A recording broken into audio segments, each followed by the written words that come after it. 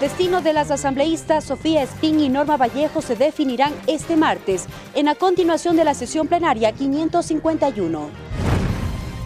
Este martes continúan las comparecencias en el Pleno de la Asamblea Nacional tras la fuga de Fernando Alvarado. Arrancó el análisis de la proforma presupuestaria del 2019. La Comisión de Desarrollo Económico prevé tener listo el informe este viernes.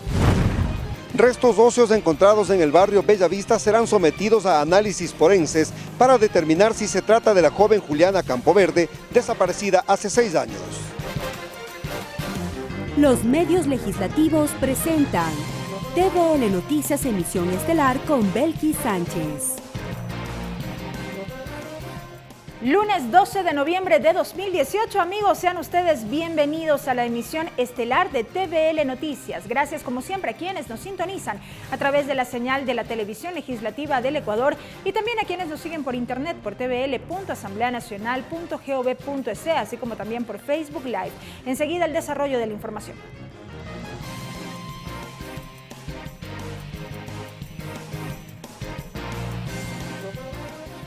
Iniciamos contándoles que para este martes a las 16 horas está convocada la continuación de la sesión plenaria 551 para conocer y resolver los informes preparados por las comisiones multipartidistas sobre los casos de las asambleístas Norma Vallejo y Sofía Espín.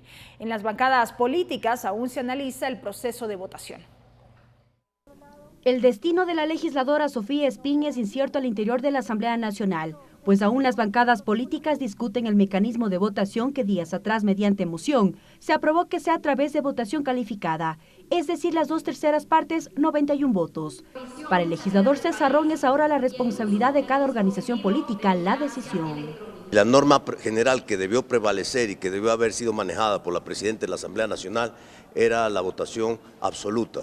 Y eso era 70 votos. Pero sus compañeros de bloque votaron a favor de la moción de crédito. Yo no voté. De las filas de la Revolución Ciudadana, Mauricio Proaño cuestiona el accionar de la Asamblea, pues sostiene que la ley de la función legislativa no contempla esta medida, que busca sancionar a la legisladora Espín.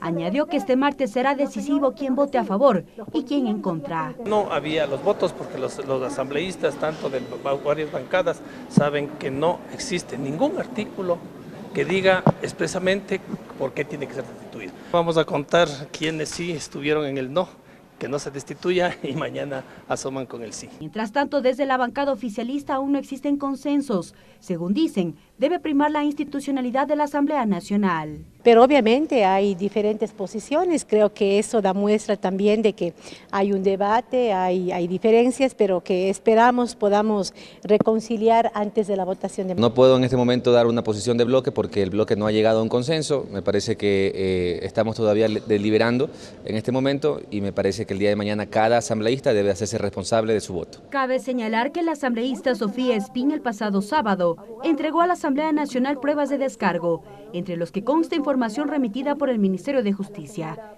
Este tema y el caso de la asambleísta Norma Vallejo se resolverá este martes en la continuación de la sesión plenaria 551, convocada para las 16 horas. Mariela Logroño, TVL Noticias. Y en entrevista en un medio de comunicación la mañana de este lunes, la presidenta de la Asamblea Nacional, Elizabeth Cabezas, se refirió al proceso de votación que se aplicaría tras el debate de los casos de las legisladoras Sofía Espín y Norma Vallejo en el Pleno. Dijo que aplicar una votación por mayoría calificada que implica 91 votos resulta una posición compleja. Es difícil, pero cuando hay una decisión política, esta tiene que superar el número. Aquí tiene que primar la conciencia de los asambleístas, quienes además van a estar vigilados por los medios de comunicación y por la ciudadanía, porque aquellos que voten en contra de una decisión, que es la que la ciudadanía clama, que se dé un hecho contundente para evitar la impunidad, para corregir actos que riñen contra la ética y la moral, simplemente ellos serán presas del juzgamiento público, no de la Asamblea, precisó la titular del Parlamento. El asambleísta Fabricio Villamar pide la separación del legislador Fernando Flores de las filas del movimiento Creo. Villamar acusa a Flores de no actuar apegado a lo resuelto por su bloque legislativo sobre los casos Norma Vallejo y Sofía Espín. Fernando Flores se defendió de las acusaciones. El asambleísta Fabricio Villamar pide la separación de su coideario Fernando Flores de las filas del bloque legislativo de Creo. Villamar acusa a Flores de no actuar apegado a lo resuelto por ese bloque legislativo sobre los casos Sofía Espín y Norma Vallejo. Es impresentable que la moción haya venido desde alguien de nuestro bloque. Y es que Fernando Flores fue el asambleísta que el jueves pasado presentó una moción para que la destitución de las asambleístas Sofía Espín y Norma Vallejo se cumpla con la mayoría absoluta del Pleno, es decir, 92 votos. El Pleno dio paso a esa resolución y las discrepancias fueron evidentes dentro del movimiento Creo. Es una propuesta presentada por un asambleísta del bloque de Creo y en tanto es una propuesta incongruente con la lucha contra la corrupción que hemos llevado desde el bloque. Y si en ese sentido el bloque decide que debe separarse al legislador Fernando Flores a que tenga libertad de actuar, como lo hizo en el pleno de la semana pasada, esa decisión la tomaremos en las próximas horas. El legislador Fernando Flores, por su parte, se defiende. A través de su cuenta de Twitter, publicó un comunicado en el que lamentó que dentro del movimiento Creo no se le permitió defenderse de las acusaciones. Es un error pretender responsabilizar a una sola persona por el accionar y la decisión que deben tomar los 137 asambleístas. Al ser el Pleno de la Asamblea Nacional, el máximo espacio de decisión, escribió. Ricardo Bravo, TVL Noticias. Y vamos con otro tema. La Comisión de Desarrollo Económico arrancó con el análisis de la proforma presupuestaria para el 2019 y la programación cuatrianual. La mesa legislativa recibió al ministro de Finanzas, Richard Martínez, quien explicó por qué el Gobierno Nacional redujo la asignación presupuestaria para la educación superior. La proforma presupuestaria para el ejercicio fiscal del 2019 empezó su análisis al interior de la Comisión de Desarrollo Económico. El ministro de Finanzas, Richard Martínez, fue el primero en detallar la iniciativa. Justificó un ahorro de $400 millones en bienes y servicios. Y que si lo descontásemos del déficit general y del déficit global que tiene el presupuesto general del Estado, estaríamos apuntando a un déficit mucho menor. Según dijo, para el 2019 se prevé un crecimiento del 1,3% del Producto Interno Bruto. Este incremento estará atado con el precio del barril del petróleo, explicó. Y cuando hablamos de valores nominales, naturalmente, ese incremento de producción acompañado de un precio estimado de $58 asciende a los 113.000 millones de dólares. El presupuesto general del Estado para el 2019 bordea los $31.000 millones. El gobierno nacional prevé un déficit fiscal del 3,2% del Producto Interno Bruto. Martínez reiteró que por lo menos $1.000 millones ingresarán al fisco producto de las concesiones. Nosotros nos regimos por esto que hemos trabajado preliminarmente con el BID, que son 7.000 millones en 3 años. Podría llegar hasta 3.000 millones en el próximo año y nosotros hemos computado 1.000 millones el próximo año sobre la base de los proyectos que están determinados en vialidad, en el sector inmobiliario y donde seguramente va a tardar un poco más, que es el campo energético. Por su parte, la asambleísta Silvia Salgado pidió al ministro de Finanzas que explique por qué el gobierno nacional reduce el presupuesto para la educación superior. Porque hay estas contradicciones, a mayor número de estudiantes hay menos recursos. Particularmente creo que es importante repensar en función de la capacidad adquisitiva los conceptos de gratuidad. Luego fue el turno de la directora del Servicio de Rentas Internas, Marisol Andrade. Aquí explicó que se prevé una recaudación tributaria de $13.000 millones para el 2019. De lo cual aproximadamente 4.200 millones corresponde a impuesto a la renta, 6.800 millones de impuesto al valor agregado. En cuanto al cronograma de trabajo, la Comisión de Desarrollo Económico prevé aprobar el informe sobre la ejecución presupuestaria hasta el próximo viernes. Ricardo Bravo, TVL Noticias. La tarde de este lunes, la Comisión de Educación de la Asamblea Nacional recibió a varias autoridades de distintas universidades del país. Marcelo Ceballos, rector de la Universidad Técnica del Norte, explicó que en la proforma presupuestaria 2019 presentada por el Ministerio de Finanzas se establece una reducción de 145 millones de dólares con relación al codificado a septiembre del 2018 para este sector. Indicó que la reducción está enfocada en gastos, sobre todo en garantizar el personal académico, así como las asignaciones gratuitas. La Comisión de Educación prevé entregar un proyecto de resolución a la Comisión de Desarrollo Económico que analiza la proforma con las observaciones que plantean los rectores académicos.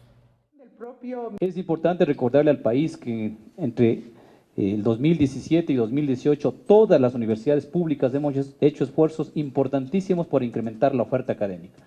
En promedio se ha incrementado alrededor de 30% los cupos para carreras presenciales, semipresenciales, y adicionalmente hay 5 universidades públicas que estamos trabajando en una oferta de abrir 30.000 nuevos cupos para educación virtual. Por lo tanto, vemos con mucha preocupación que arbitrariamente se han puesto valores en algunas universidades sin considerar lo que ya este año tenemos proyectado para poder cubrir esa que es una obligación, obviamente, que nos preocupa a todos. Tampoco se ha considerado en esos montos los derechos de los profesores, los derechos a la promoción, a la recategorización que fueron planteados en el propio reglamento de carrera y escalafón y en la ley, porque los profesores ingresan por concursos, los titulares me refiero, y tienen el derecho, ¿no es cierto?, cada cierto tiempo cumpliendo requisitos a promocionarse. Este martes a las 9:30 el Pleno de la Asamblea Nacional continuará con el ciclo de comparecencias en torno al control político que emprendió tras la fuga del país del exsecretario de Comunicación Fernando Alvarado. Los legisladores además debatirán en segunda instancia el proyecto de ley interpretativa de la Ley de Educación Intercultural en beneficio de los jubilados. Este martes continúan las comparecencias en el Pleno de la Asamblea sobre el caso Alvarado. La exministra de Justicia, Ledy Zúñiga, deberá aportar con la documentación sobre el proceso de adquisición de los dispositivos de vigilancia electrónica. El testimonio de Zúñiga forma parte del control político que emprendió la Asamblea Nacional tras la fuga del exsecretario de Comunicación del gobierno anterior, Fernando Alvarado. Además, tras la decisión que adoptó el Pleno de la Asamblea en ampliar las comparecencias a las personas vinculadas con la supervisión de los dispositivos, también están convocados Roberto Vaca, exgerente del proyecto del Sistema de Control de los Dispositivos Electrónicos, Vanessa Mejía, exsupervisora de operaciones, Eliana Pacheco, supervisora nacional, y Marco Lozano, actual gerente del proyecto. Ellos deberán explicar a los legisladores, tal y como se aprobó en la resolución del Pleno, todas las acciones u omisiones que dentro de sus competencias realizaron en relación a Fernando Alvarado, quien es procesado por presunto delito de peculado. En la sesión está prevista también el segundo debate del proyecto de ley interpretativa a la Disposición General Novena a la Ley Orgánica de Educación Intercultural. La propuesta permitirá que los maestros jubilados entre el 2008 y 2010 tengan derecho a la totalidad de la compensación de jubilación.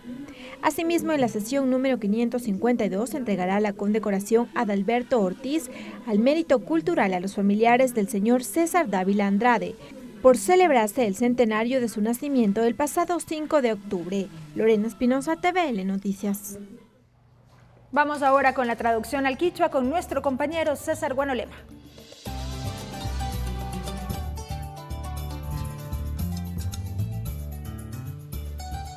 Mashibelki Sánchez ayichishi ayyukuna minga chiwaychi ñukunchi ñami kashna kaychishi pi willaykunata kichwashimipi ayichish pachayamushkanchi. Continuación, sesión Espín Vallejo.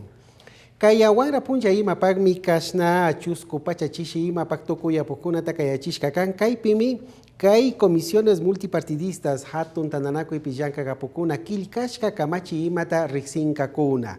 Kaypika Norma Vallejo y Sofía Espín apukuna imashina paikuna pakyanki yanka imaipi mana pakta kashna kashkamantami kaypitari paikuna terroraskanchi ninmi. Chaytami kayapunja apukuna imaka kashna rikushpa apushitanga kuna arininga mananinga kuna paz. Pedido separación Fernando Flores. Fabricio Villamar apuk imamika y creo hatun wangurimanta ñukunchika anchu chinapak mi mañakunchik ninmi Fernando Flores runa imaka kasna kai puncha kuna ime pimika y hatun rimanakui imapi pay apuk kanishka kasna imashina apukuna kai hatun chimbapura ikunapi rikunamanta apushitanaimanta paykuna kan kasna nirkami ñukunchika mana kasna wanguripi kayuy paktarishkanchikchu hasta wampis paypak yuyaymanta mi kasna mañaska chaymantami ñukunchika anchurichun mañakunchi nishpami willachirkakuna. Proforma presupuestaria Shinayati y desarrollo económico mingarishka uku imapimi kasna llankashpa katikunkuna kay kutin imaka kay shamu ishkaywaranga chunga iskun wata imapi llankanapak musurishka kulki rikuchik fangata. Kay presupuesto hatun imashina paktanamantami kaypika rikukunchinimi Shinayati kay programación cuatrianual hatun kilkakuna imatapishmi kasna kay punllakunaka imashina rikunamanta paktanamanta kaypika chimbapurakunkuna. Sesión pleno 552. Kay wangra punja Shinayati kasna iskumpacha chaupito tamanta imapagmi astawan pishkayman kay ñatuku yapukuna kay achishka kan kay kutin imaka Fernando Alvarado kay ñaupa exsecretario de comunicación runa imashina kay ñukunchi llaktamanta pakatukushpa chingarishkamanta mi astawan rimanakushpa katikunkuna. Chakipa imaka kay educación intercultural hatun kamachi mushuyachina kilka imatami rikunga kay pika kasna kay samakuruna kunaman imashina kulki chayachina imatami kay pika risichinga kuna. Hasta aquí la interpretación en el quichua.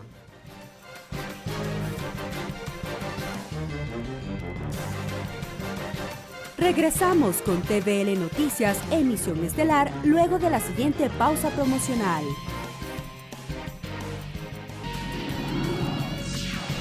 Entrevista.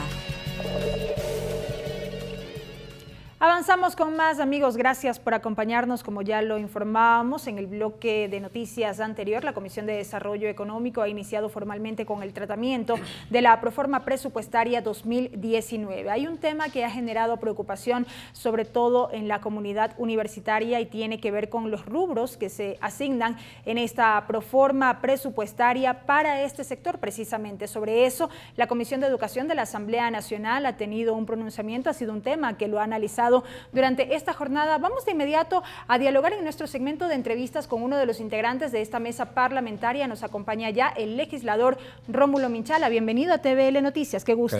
Gracias por la entrevista. Estoy dispuesto a contestar todas las preguntas que sean convenientes y necesarias. Así que nosotros como Comisión de Educación estamos delegados a su vez para proponer o hacer una propuesta técnica tendiente, digamos, a lograr que esta disminución de recursos sea revertida, porque el sistema de educación superior no puede sobrevivir con esta proforma presupuestaria. Cuando nosotros aprobamos la reforma de la Ley Orgánica de Educación Superior, fue considerando básicamente un problema social tremendo, que significa que miles de estudiantes no pueden ingresar al sistema de educación superior. Entonces, ¿qué logramos con la reforma de la LOES? Tratar de mejorar el sistema de admisión, procurando que haya un mayor número de estudiantes que ingresen al sistema. Y también procurando dar unas nuevas opciones, como son las carreras técnicas y tecnológicas, mejorando la educación semipresencial, creando nuevos cupos en ese sentido. Pero nosotros esperábamos que el gobierno, y lógicamente asignen más recursos para esto. Entonces, lógicamente, ¿qué es lo que ocurre en el momento actual?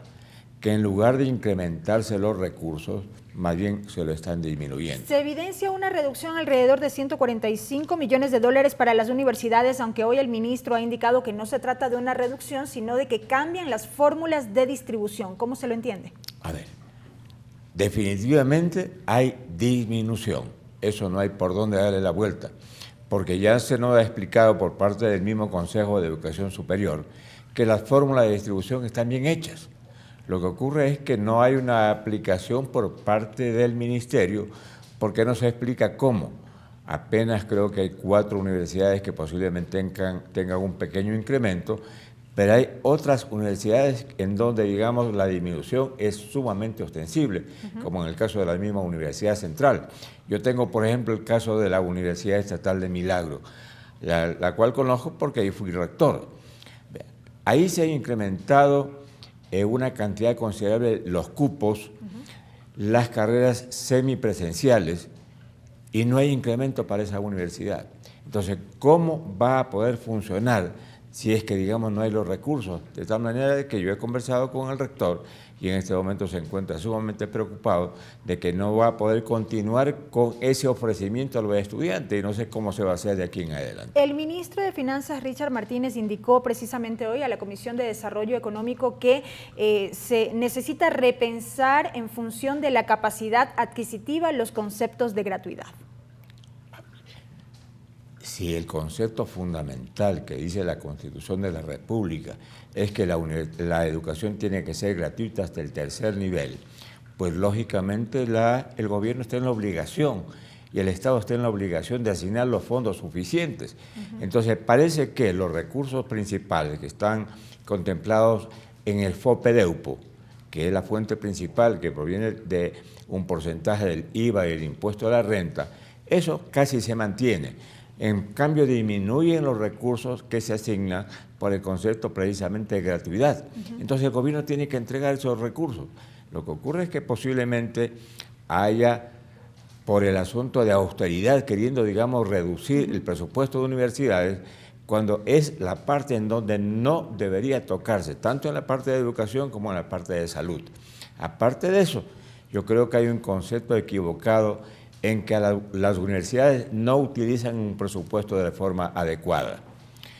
¿Cómo se puede ejecutar un presupuesto de manera adecuada cuando de repente en el mes de noviembre asignan recién los recursos y le dan poco tiempo a las universidades para que puedan, como quien se dice, utilizar esos recursos? ¿Y qué le dice? Si usted no utiliza esos recursos en tanto tiempo, pues se los revierten. Y eso es lo que es la parte más preocupante, que parece que ya el Ministerio está comprendiendo la situación, que está comprometiendo, al menos en ese campo, a que los recursos se asignen de manera adecuada. Y de manera oportuna. Oportuna. Y lógicamente, un proceso de contratación demora, lógicamente, algunos meses. Ya hay algunos procesos que se hacen de manera no solamente para un año, sino para ya 2 o 3 años, porque son programas de inversión cuatrianuales. Entonces, ¿cómo puede la universidad en pocos meses o en pocas semanas utilizar un presupuesto y si no lo utiliza, se lo considera como que no ha sido debidamente, digamos, invertido por la universidad? Y entonces aparece como que hay una subejecución presupuestaria y por eso se está castigando a las universidades en ese sentido. Ahora bien, asambleísta, de parte del gobierno se ha indicado que el diálogo está abierto y que este es un tema que se puede revisar, y sobre esto se prevé la instalación de mesas de trabajo técnicas precisamente para revisar este punto, las asignaciones a las universidades. La Comisión de Educación en este momento que estamos sesionando está formando ya una mesa técnica para que junto con actores del sistema, en donde esté, digamos, la CENESID, esté el Consejo de Educación Superior, el mismo Ministerio de Finanzas, podamos revisar las cifras y ver, digamos, qué ajustes podemos hacer.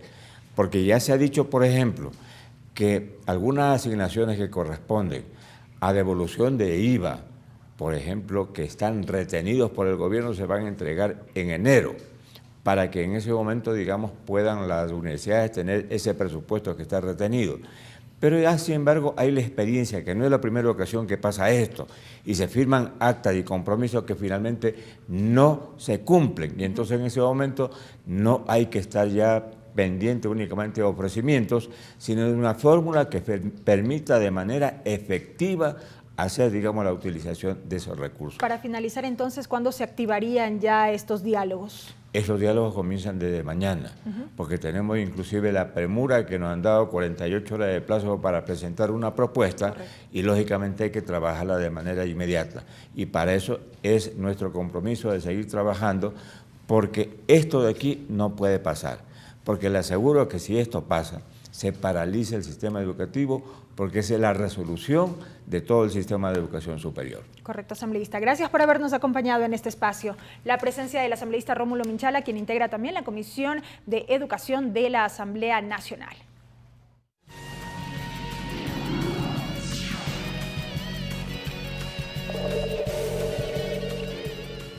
Y les contamos, amigos, que a esta hora sesiona la Comisión Ocasional Gabela para la lectura y aprobación del informe final sobre la documentación relacionada con la muerte del general Jorge Fernando Gabela Bueno, excomandante general de la Fuerza Aérea Ecuatoriana. Lorena Espinosa nos tiene más detalles. Adelante. Gracias. Así es, al momento la comisión ocasional encargada de investigar la muerte del general Jorge Gabela se encuentra en la lectura del informe borrador que ha preparado esta mesa legislativa. Antes de esta lectura nosotros pudimos recabar algunas reacciones por parte de algunos asambleístas, pero también dialogamos con la viuda Patricia Ochoa. Ella nos había indicado que está inconforme con un documento que le habían enviado la noche de ayer, en donde no constaban los nombres de los responsables del asesinato de su esposo. Realmente lo preocupante para mí era que las 2 veces anteriores que se ha investigado no quedó en nada. Y me daba mucha pena haber perdido 2-3 meses de mi vida viniendo acá, siendo veedora de la familia, para que quede solo en ese informe que nos pasaron la noche de ayer. Pero con la apertura que da el señor presidente de la comisión, yo espero que sea así y que realmente estén plasmados nombres, apellidos, empresas, funcionarios del Estado, funcionarios de alto nivel, ¿sí?, que estuvieron atrás de esa compra. De su parte, el presidente de esta comisión, el asambleísta César Litardo, indicó que este es un documento borrador y que luego abrirán el debate con todos los legisladores. Lo que sí dijo es que este documento sí contendrá nombres de los responsables. Vamos a presentar la presunta vinculación de la empresa Sumil, que es la empresa que realizó la compra de los helicópteros DRUD, con compañías Panama Papers de offshore en Panamá, que va a también ser contundente en torno a estos procedimientos que van a permitir también abondar en la investigación que se está llevando a cabo. Va a haber nombres en el informe final, ese procesamiento lo vamos a hacer hoy acá en la comisión como tal. Como decía, este es un informe que se va a discutir recién en el borrador y a partir de esto pues ya discutiremos las vinculaciones que deben existir. Por otra parte, la asambleísta Yanine Cruz dijo que si en el caso no les convence este documento, ellos elaborarán un informe de minoría junto con el asambleísta César Ron. Además, anunció que habían recibido amenazas. Yo considero que es crimen de Estado. Instituciones públicas, Fiscalía, Contraloría, ministerios, trabajando para ocultar el nombre de asesinos, imagínense ustedes, esto es un crimen de Estado, yo siempre he dicho eso y esperemos que en ese sentido se pueda determinar esa responsabilidad. Caso contrario, yo presentaría un informe de minoría. Algunos generales trataron de intimidarnos, mandaron misivas y también por otros sectores de la cúpula tratando obviamente de boicotear estas investigaciones. El documento borrador que al momento se da lectura consta de 81 páginas, por lo que se tiene previsto que la lectura tome aproximadamente 2 horas. Esta comisión, luego de culminar la lectura, abrirá el debate en torno a las conclusiones que ha llegado el documento y se tiene previsto que entre mañana y el jueves el informe quede aprobado. Es lo que les podemos contar desde la comisión ocasional que analiza el asesinato del general Jorge Gabela. Buenas noches. Gracias a Lorena Espinosa por este reporte. Y en más noticias, la Comisión de Justicia escuchó a 2 mujeres que fueron víctimas de violación y decidieron tener a sus hijos. Esto se dio como parte del tratamiento de las reformas al Código Orgánico Integral Penal sobre la despenalización del aborto en casos de violación. En la mesa legislativa, organizaciones como SOS Mamá y Red Vida y Familia rechazaron esta propuesta. Sí a la vida, no al aborto. Fue una de las frases que compartió Amparo Medina de SOS Mamá. Ella fue crítica con la propuesta de despenalizar el aborto en casos de violación. Ante la mesa de justicia hizo sus cuestionamientos con respecto a qué ocurre con la mujer que se somete a un aborto y qué pasa con la familia de la víctima. Aquí también hay una falta de percepción de quién sufre en el aborto. No solamente sufre la mujer que ha abortado, también la familia se siente agredida, se siente violentada. Ante la propuesta, la representante de SOS Mamá expuso sus planteamientos. Generen dentro de toda la estructura espacios no solamente legales para aumentar las penas a los violadores, sino que también se castigue a quienes están haciendo abortos. En esa misma línea, Erika Vázquez de Red Vida y Familia también cuestionó la propuesta, pues sostiene que se debe trabajar en prevención y atención a la mujer. Para ello, sus planteamientos. Es de la mujer también cuidarse y en el caso de que pase esto, inmediatamente buscar ayuda y justamente ahí está también la intervención del Estado. Pero la Comisión de Justicia no solo escuchó a los especialistas, sino también conoció de cerca testimonios de mujeres que fueron víctimas de violencia y de violación. A la que llamaremos María fue víctima de violación a la edad de 17 años. Ella nos cuenta cómo afrontó su situación. En el que yo decidí tenerle a mi bebé, porque al fin y al cabo yo era la dueña ya de mi bebé y creo que no, mi bebé no merecía morir por nada. También contó su historia a Carla. Ella fue víctima de violencia y abuso por parte de su esposo. Mi esposo me pegaba, me encerraba para pegarme, no me dejaba trabajar. Yo no quería tener a mi bebito por miedo a lo que me va a venir encima. Ambos casos no se arrepienten de la decisión que tomaron, tener a sus hijos. Creo que sí, que tomé la mejor decisión porque mi bebé al fin y al cabo no tiene culpa de nada y como siempre dicen, sí a la vida. Los niños son algo hermoso, levantarse y ver sus caritas, sus sonrisas cuando empiezan a hablar. Cabe señalar que la propuesta de reforma al COIP fue presentada por el defensor público Ernesto Pazmiño. Mariela Logroño, TVL Noticias. En el sector de Bellavista, en el norte de Quito, fueron encontrados restos humanos que se presume pertenecerían a la joven Juliana Campoverde, desaparecida en el año 2012. La osamenta será sometida a pruebas de análisis forense para determinar si efectivamente corresponden a Juliana. El pastor evangélico detenido para investigaciones fue quien dio la ubicación a la policía del sitio donde se encontrarían los restos de la joven Juliana Campoverde, desaparecida hace 6 años. Seguir trabajando, las pericias continúan. Esto es un trabajo que se viene realizando con el aval de Fiscalía y entiendo que en los próximos días igual seguiremos haciendo todo lo posible para seguir encontrando todos los vestigios que nos permitan, tanto a nosotros como policía, poder presentar a la Fiscalía y poder llegar a esclarecer este hecho. En medio de un bosque en el sector de Bellavista, en el norte de Quito, los agentes buscaron restos humanos con la ayuda de canes y maquinaria pesada.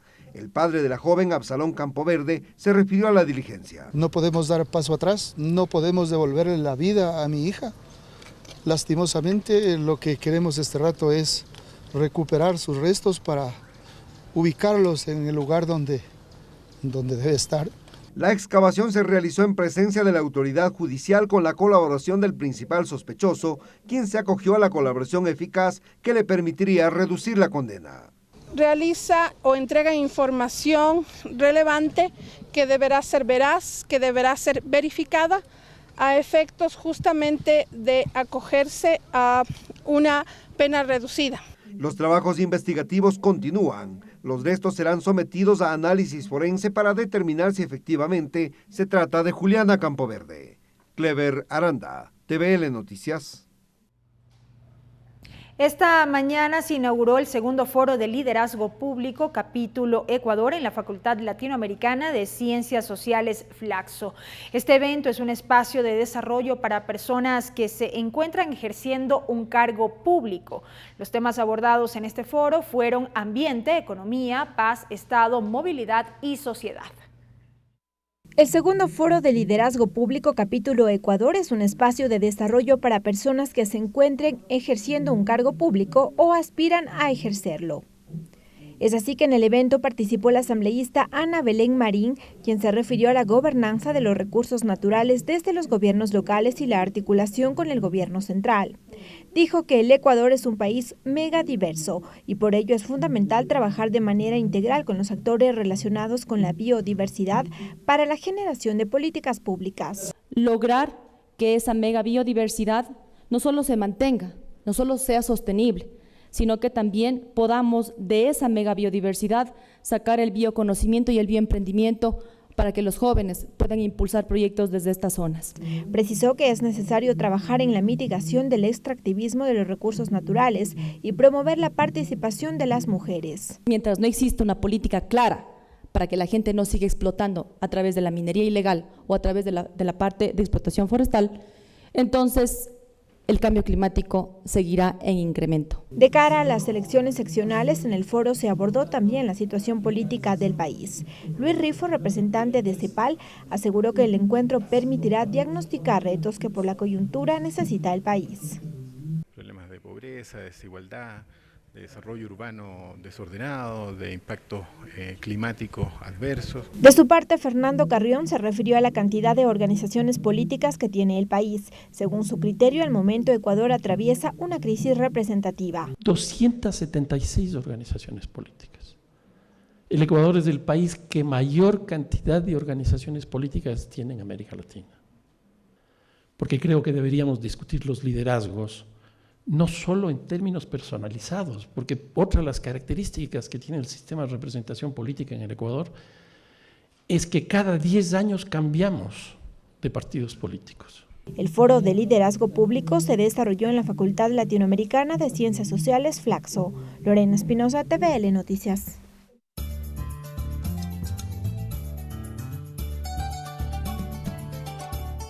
Huillaykunawan miñukunchik kasna kaychishi kijimpa wasiman chamukunchik gastawan riksishpa katishun. Comisión Gabela. Kunan kay pachayati kaychishi ima pimi kasna kay mamayakta tandanaku yukupi rimalakushpa katikun kuna kay mingarishka pillanka apukuna ima kakaypimi Jorge Fernando Gabela Bueno runa ayllu ima wañushkamanta imashina willaykuna chaskishka kilka ima tami riksikunkuna shinallati kay shamupunllakunami ashtawan kasna imalla ruranakuna imata rikushun nishpami willachishkakuna. Comisión Justicia. Shinallati kay mingarishka uku ima pimi kunan kay punlla ima ka ishki warmikuna chayamurka paykunaka kasna kikin kausay imapi llakichishkamanta chicho sakirishpa wawakuna imata kacharirkanchik minin. Paykunami kasna kaypi imashinalla kasna wawakuna imata kasna kikin kausaypi warmikuna imata llakichikpi lluksichinamanta chayta kasna kaypi rikunaman sakinaman shamurkakuna. Sos Mamá, Red Vida y Familia wangurishka pillanka aylukuna imapishmi kaypika kasna kimirishpa rimanakurkakuna.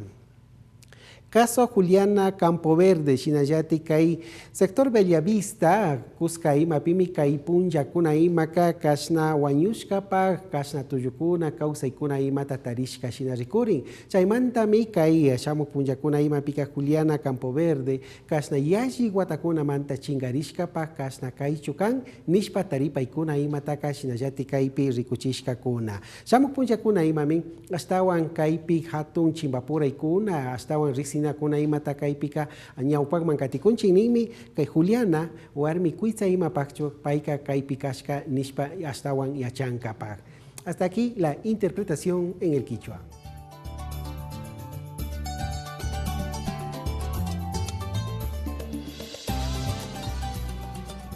Este lunes en el Pleno de la Asamblea Nacional se desarrolló un conversatorio para el intercambio de experiencias de estudiantes universitarios que realizan sus prácticas preprofesionales en el Parlamento. El objetivo de este encuentro fue conocer la visión de los jóvenes sobre el trabajo que se realiza en la Asamblea Nacional y las posibilidades que ellos tienen de ser partícipes dentro de los procesos de legislación y fiscalización. Son en total 90 los estudiantes de diferentes universidades que realizan sus prácticas preprofesionales en todas las áreas de la legislatura. La secretaria general de la Asamblea Nacional, María Belén Rocha, inauguró este encuentro. Ustedes en algún momento de sus vidas podrán ocupar cargos públicos, quizás aquí mismo en la misma asamblea. Quizás la asamblea sea la puerta donde ustedes vayan a encontrar un lugar de trabajo. Les pido, amigos y amigas, porque esos son, algunos serán mis colegas en unos pocos años, y me sentiré orgullosa de verles crecer, porque sabré que aquí en la asamblea tuvieron sus primeras líneas de vida profesional. Otros están en otros campos, pero están haciendo sus prácticas profesionales. Aprovechen los conocimientos que puedan adquirir. No tengan temor en dar sus opiniones. Hablen. Su voz será siempre escuchada. Y las puertas de la Secretaría General, mientras yo esté aquí, están abiertas para ustedes. Vamos con otro tema. El ministro de Vivienda, Javier Torres, señaló que 221.000 viviendas serán construidas en el país en alianza entre el sector público y privado. La presidenta de la Asamblea Nacional, Elizabeth Cabezas, destacó que la derogatoria de la ley de plusvalía permitió dinamizar el sector de la construcción. Estas declaraciones fueron efectuadas en el marco de la inauguración de la feria Mi Casa Clave.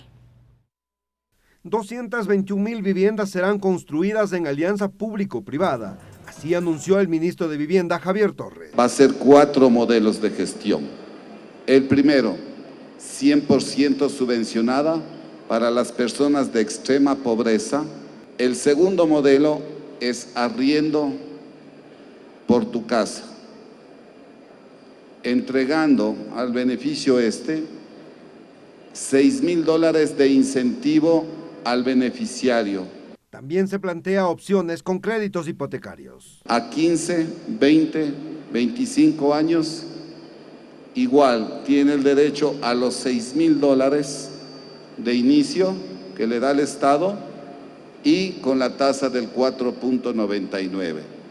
Y la tercera, que después de los 40,000 es que se puede acoger en esos proyectos a la tasa del 4.99%. Eva García, presidenta del BIE, señaló que esta institución es la principal financiera del país. Durante el gobierno de nuestro presidente Lenín Moreno, se han otorgado 27.755 préstamos hipotecarios por $1.266 millones. La presidenta de la Asamblea Nacional, Elizabeth Cabezas, destacó el desarrollo del sector de la construcción tras la derogatoria de la ley de plusvalía. A los pocos días que yo asumí la presidencia de la Asamblea, justamente y cumpliendo el mandato popular desde febrero de este año, ¿no es cierto?, que tuvo un 63% además de apoyo ciudadano, nosotros como asambleístas votamos en unanimidad para la derogatoria de esta ley. La presidenta de la legislatura también se refirió al Acuerdo Nacional de Gobernabilidad. Aprovecho en este escenario y en donde están muchos de los constructores decirles que la Asamblea Nacional más bien está abierta a escuchar qué iniciativas desde el punto de vista legislativo pueden aportar para que el sector de la construcción tenga una mejor dinámica ya en la práctica del día a día. Los anuncios fueron efectuados en el marco de la inauguración de la Feria de Vivienda Mi Casa Clave. Clever Aranda, TVL Noticias. Agenda de actividades. Rápidamente la revisión de la agenda de actividades de la Asamblea Nacional para este martes 13 de noviembre, 7:30, sesión del Grupo Parlamentario de Inclusión, Masificación y Fortalecimiento del Deporte. Tratarán temas como el régimen de elecciones de las federaciones deportivas provinciales y de técnicos de fútbol desde la óptica académica. Será en el 6º piso. 8 de la mañana, sesión de la Comisión de Desarrollo Económico con el tratamiento de la proforma del Presupuesto General del Estado correspondiente al ejercicio económico 2019 y la programación cuatrianual 2019-2022. Será en el Salón de Expresidentes, 2º piso, Palacio Legislativo. 8:30, la sesión de la Comisión de Educación con el conocimiento, observaciones, análisis, debate y votación del informe para segundo debate del proyecto de ley de creación de la Universidad del Río. Será en el 3er piso del Palacio Legislativo.